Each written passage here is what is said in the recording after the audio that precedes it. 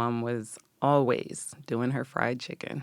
That was what she was famous for, was her fried chicken. So I kind of followed in that lead, and I do the fried chicken wings, the tenders, the whole wings, anything fried. That's what I do. Not the healthiest, but it's the comfort in it. So that's what matters the most to me.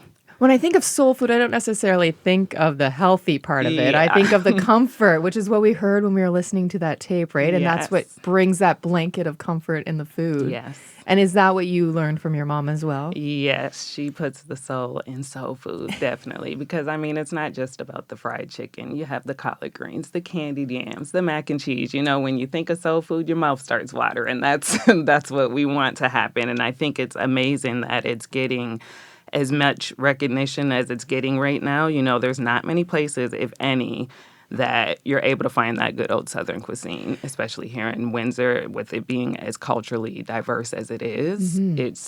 I'm glad it's getting as popular as it is right now, and I'm glad that I'm one of the ones that could help do that. Shout out to Mr. Soul Spoon, because he's definitely doing his thing out there. Yeah, But, well, I was thinking when yeah. you guys came in, because when I wanted soul food, I used to go across the border, and we heard him talking about that. But that's where, like locally, that's where you Yeah. went. I love that we don't have to do that anymore. Yeah, that's for sure. Judith, where did you learn how to cook? Well, I learned from my family. We go back many, many, many years. My mother's side's Mima, Nova Scotia, and my father's side's Chippewa, Ontario, and then Black Canadians. But we went growing up. My mother said, "Okay, we're going to have greens today."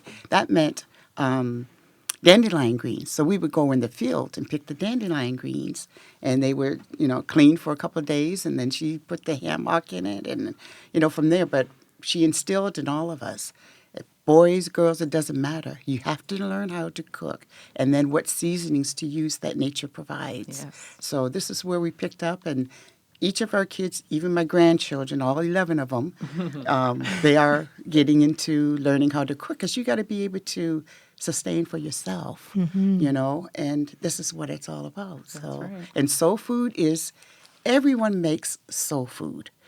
It doesn't matter where you're from, what your background, it's the love you put into it. Yes. And those that come to it is just making it family. So that's where your soul food comes from. And what's your favorite dish? Fried chicken.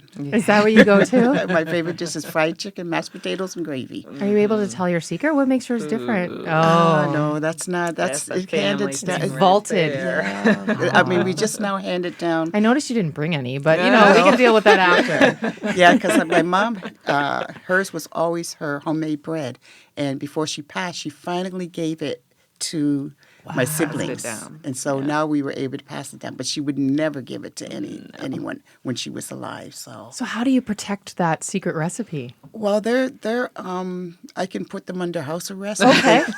Yeah. But no, it's just they all know the importance of the family secret recipe for that, so it can always be passed down generation for generation. And Nita Soul isn't brick and mortar. Right. It's social media based. Yeah. So- I mean, I started around COVID time because, I was working 2 jobs and I got laid off from both of them. So cooking was something that I wanted to try out. I do it for my kids, my family, and everything. So once my neighbors and stuff got a taste of it, oh, you should market that and try to get it out there. I think everybody would love it. Nobody's doing soul food in Windsor.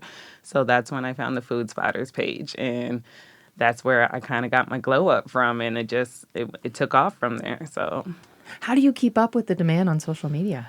it's pretty difficult because, I'm only one person, so I can only take on so much. So when I sell out, people get a little upset over it, but I'm happy for that because now next time, the next person will get to try. It is kind of hard. I was in, a licensed facility at one point, but that didn't work out.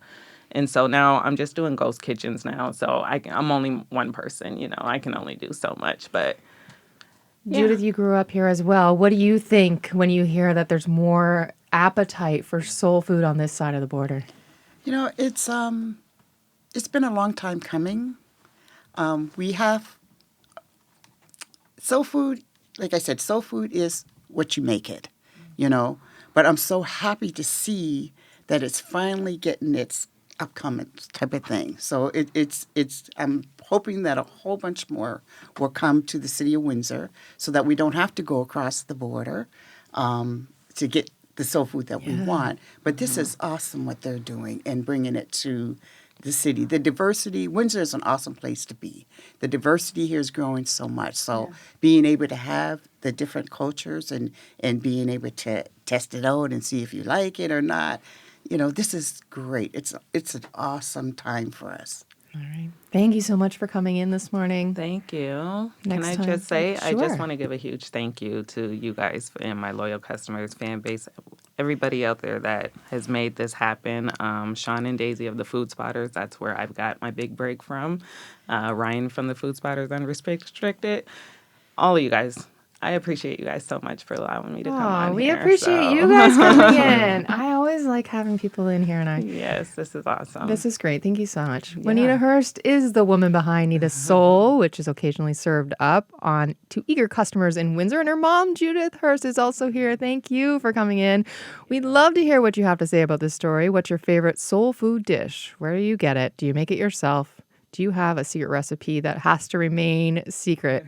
Text us 519-984-2051.